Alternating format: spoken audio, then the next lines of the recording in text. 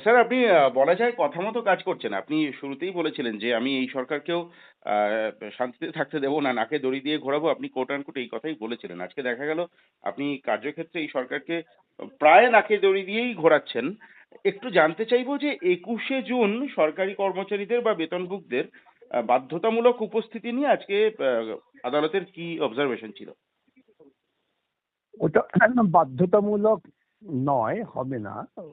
সরকারি আইনজীবী তিনি একটু লিখিত ইনস্ট্রাকশন কালকে কোর্টের কাছে পেশ করবেন বলেছেন।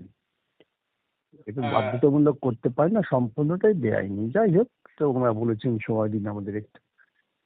এই স্যার এখনো পর্যন্ত তো কোনো লিখিত ইনস্ট্রাকশন আসেনি।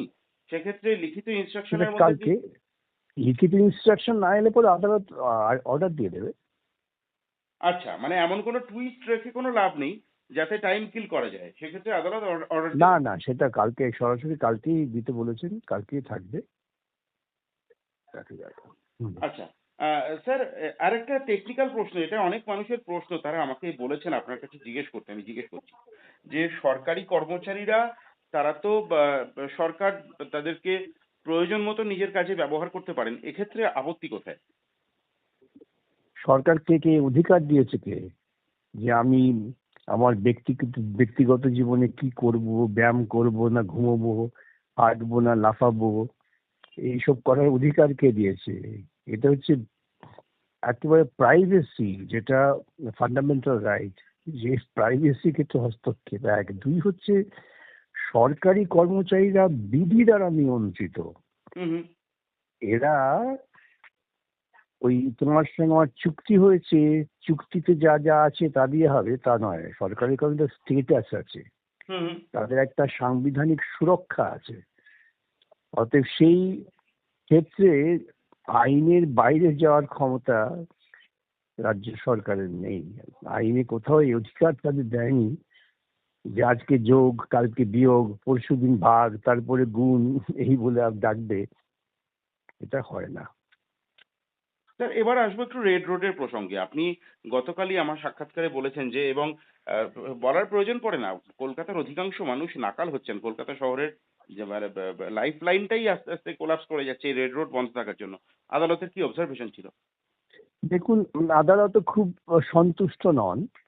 আদালত বারবার বলছিলেন যে কেন তোমরা ব্রিগেডে করছো না, কেন এই রাস্তা আটকে করছো। যাই হোক, সে ওরা প্রধানমন্ত্রীর নিরাপত্তা টিরাপত্তা এইসব কথাবার্তা বলে আহ, খানিকটা আড়াল করার চেষ্টা করলেন। যেহেতু বিষয়টা যে সরকারের এমন করার অধিকার আছে কিনা এটা বিচার্য বিষয়, তার সাথে আদালত বললেন তো এটা তো একদিনে বিচার করা যাবে না, ওরা ওদের বক্তব্য শুনে বিচার করতে হবে। তাই ইন্টারিম অর্ডার দিয়েছেন যে পাল্টা যাতায়াতের পথ ঠিক করতে হবে, যাতে কোনো সাধারণ মানুষের অসুবিধে না হয়। ওরা বলেছেন আমরা একটা পাল্টা রাস্তা তৈরি দেখিয়েছি, ম্যাপ দিয়েছেন। এতৎসত্ত্বেও কোর্ট বলেছেন যে না, তোমাকে অল্টারনেটিভ ব্যবস্থা করতে হবে। স্যার এবার একটু অন্য প্রসঙ্গে আসবো। সরাসরি রাজনীতির প্রসঙ্গে আসবো। আ অরূপ বিশ্বাস তিনি তাকে হাজিরা দিতে বলা হয়েছিল। তিনি হাজিরা এড়িয়েছেন। আজকে হাজিরা দিয়েছেন। আজকে যে পরিস্থিতি তৈরি হলো আলিপুর জাজেস কোর্টে তাকে কেন্দ্র করে, তার উপস্থিতিকে কেন্দ্র করে আইনজীবীদের মধ্যে। হুম। এইটাকে আপনি কিভাবে দেখছেন? দেখুন, আমি বারবার বলছি, যত গর্হিত অপরাধী কেউ করুক না কেন, তৃণমূল কংগ্রেসে যে গর্হিত অপরাধ করেছে তার সঙ্গে তো বিজেপিরও পরোক্ষ সহযোগিতা ছিল। সেসব কথা রাজনৈতিক বিষয় যাচ্ছি না। কিন্তু একজন যিনি আদালতে যাচ্ছেন বা পুলিশ তাকে ডাকলে যাচ্ছেন আইনের পদ্ধতির মধ্য দিয়ে, তখন তার উপরে এরকম আক্রমণ করাটা প্রকৃতপক্ষে প্রশাসনিক ব্যর্থতার প্রকাশ। এবং আমার আরো খারাপ লাগলো, আমি দেখলাম আমার কিছু আইনজীবী বন্ধু, অনেককেই আমি চিনি চেহারা যা দেখলাম, তারা যে আচরণটা করছেন এটা, আর যাই হোক, আইনজীবী পেশার যে সম্মাননা, যে গুরুত্ব, তার প্রতি বিশ্বাসঘাতকতা। আমাদের প্রফেশনকে বলা হয় ইটস এ নোবেল প্রফেশন। হুম, হুম। হুম। সেই নোবেল প্রফেশনের যে নোবিলিটি, সেটা দুর্ভাগ্যজনকভাবে হলেও হারিয়ে যাচ্ছে, এবং তার আজকে যা দেখলাম সেটা প্রকৃতপক্ষে খুবই বেদনাদায়ক। স্যার, একজন সংবাদ শ্রমিক হিসেবে কখনোই অরূপ বিশ্বাস বা জাহাঙ্গীর খান তারা যে একের পর এক প্রকাশ্যেই তারা যে অন্যায় করেছেন, অপরাধ করেছেন, তার প্রতি বিন্দুমাত্র সহানুভূতিশীল না হয়েও বলছি, জাহাঙ্গীর খানকে রাস্তায় কান ধরে ওঠবোস করানো, খালি পায়ে ঘোরানো, কোমরে দড়ি তিনি দিয়ে হাত জোর করে অসভ্যতা। এই বিষয়ে, এবং অরূপ বিশ্বাসের আমি দেখতে পেলাম অরূপ বিশ্বাস আইনজীবীর ঘরে তার সেরেস্তায় আছেন, বাইরে থেকে আইনজীবীরা বলছেন বার করে দে, বার করে দে। এই বার করে দে তো স্যার ভয়ঙ্কর একটা এই প্রবণতা। আমি আবারও বলছি, এটা অসভ্যতা। এটা যারা করেছেন তারা নিশ্চয়ই বাড়িতে গিয়ে ঠান্ডা মাথায় ভাববেন যে তাদের আচরণটা আইনজীবী সুলভ হয়নি, এবং যারাই এসব সংগঠিত করছেন তারা কিন্তু এই প্রফেশনের যে নোবিলিটি, যে মাহাত্ম্য, সেটাকে নষ্ট করছেন। এটা একটা অত্যন্ত দুঃখজনক ঘটনা। আরো মুশকিল হচ্ছে এই ঘটনা ঘটানোর পেছনে রাজনৈতিক মদদ প্রত্যক্ষভাবে আছে। এটা অত্যন্ত নিন্দনীয়। স্যার, আমার একেবারে শেষ প্রশ্ন। আপনি তো দুর্নীতির বিরুদ্ধে চিরকাল লড়াই করে এসেছেন।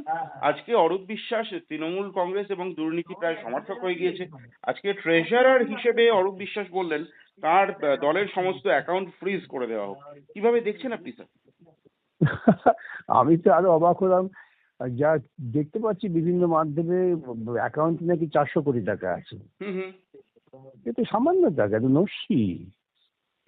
4-5 হাজার কোটি টাকার ব্যাপার, সব ভাগাভাগা হয়ে গেছে, বাটাবাটি হয়ে গেছে। এখন শেষ মুহূর্তে অরূপ দেখছে ও তো কিছু পাচ্ছে না, ওই জন্যই ওইটা করার চেষ্টা করেছে। এটা আমার ব্যাখ্যা। এই ব্যাখ্যায় অনেকেই চিরবির চিরবির করবেন, আর সেটা করেছেন। এবং সঙ্গে সঙ্গে দেখলাম পাল্টা কুণাল বাবু বলেছেন, না অরূপ আমাদের ট্রেজারার নন, আমাদের ট্রেজারার হচ্ছে অন্য একজন। হুম, হুম। তাহলে বোঝা যাচ্ছে যে ওই যে টাকাটা পড়ে আছে সেই টাকাটা নিয়ে ওই শেষ লড়াইটা হয়। দেখবেন গুন্ডারা যখন ডাকাতি করার পর এক জায়গায় জড়ো হয়, ডাকাতির মাল ভাগাভাগি করব, তখন কিন্তু একে অপরকে শেষ করে নিতে কুণ্ঠা বোধ করেন না। সেই দিকেই যাচ্ছে এই সংগীত ব্যাপারটা। স্যার, মাফ করবেন, আমার আরেকটি প্রতিক্রিয়া আমার আপনার কাছ থেকে নিতে হবে। সেটা হচ্ছে যে বিশ্ব যোগা দিবস, সুস্থতা, আম যোগা দি বা বা করলে, যোগাভ্যাস করলে মানুষ সুস্থ থাকতে পারে। এই বিষয়গুলো তো অবশ্যই যোগাভ্যাস তো অনেকেই করেন যারা আদৌ বিজেপির সমর্থক নন। এরকম অনেক মানুষ যোগাভ্যাস দীর্ঘকাল ধরে করে আসছেন। কিন্তু সরকার প্রমোট করছেন এটাকে। এটাকেও আমি যদি তর্কের খাতিরে ধরে নিই, ভালো জিনিস। কিন্তু প্রশ্ন হচ্ছে যেভাবে মানুষের সুস্থ থাকার প্রাথমিক যে উপাদান সেই ওষুধের দাম বেড়ে চলেছে, এবং ইলেকটোরাল বন্ডের যে বিপুল টাকা ওষুধ কোম্পানির কাছ থেকে নেওয়া হয়, তার জন্য তারা সেই টাকা উসুল করেন ওষুধের দামের মধ্যে দিয়ে। এটাকে আপনি কি বলবেন? আমি ইতিমধ্যেই বলেছি, সওয়াল করতে গিয়ে বলেছি যে এটা এক ধরনের অসভ্যতা। কেন অসভ্যতা? যে ভারতবর্ষের প্রধানমন্ত্রীর কাছে এত সময় আছে যে তিনি যোগার প্রতি মানুষের আকর্ষণ সৃষ্টি করার জন্য কলকাতায় চলে আসছেন। তার এই অনুষ্ঠানের জন্য কত কোটি টাকা ব্যয় হচ্ছে গরিব মানুষের টাকা। উনি তো খুব অভ্যস্ত, সাংবাদিকদের সঙ্গে দেখা করেন না, নিজের মন কি বাত ছাড়েন, তার জন্য কোটি কোটি টাকা খরচা করেন। অনেক প্রকল্প তিনি ভার্চুয়ালি ইনগরেট করেন। তাহলে উনি ভার্চুয়ালি একটু যোগা করতেন, লোকে দেখতো। সাধারণ মানুষের উপর এরকম অত্যাচার নামিয়ে আনা কেন? আর তার থেকেও বড় কথা, যে আমরা যখন আমাদের যৌবনকালে, কৈশোরকালে বিষ্ণু ঘোষ ছিলেন, তিনি এই যোগাকে আন্তর্জাতিক স্তরে পৌঁছে দিয়েছিলেন। হুম, হুম। কই তখন তো সরকারি কোনো স্পন্সরশিপের দরকার হয়নি। আর মানুষকে সুস্থ থাকতে গেলে প্রাথমিক ব্যাপার হচ্ছে তাকে যথাযথ সুষম খাদ্য যোগান দেওয়া। যারা হুম। মা হবেন, সন্তান সম্ভবা নারীদের যথাযথ সুষম খাদ্য সরবরাহ করা, এবং শিশুর বেড়ে ওঠার জন্য সুষম খাদ্য সরবরাহ করা, সেটা কি আমাদের ভারতবর্ষের সরকার ব্যবস্থা নিতে পেরেছেন? বরং উল্টো দিকে তো আমরা দেখতে পাচ্ছি পশ্চিমবঙ্গের বুকে গরিব মানুষ তাদের জীবন জীবিকা ধ্বংস করবার জন্য বুলডোজার নিয়ে ঝাঁপিয়ে পড়েছেন। তো কোনটা ঠিক? উদ্দেশ্যটা কি?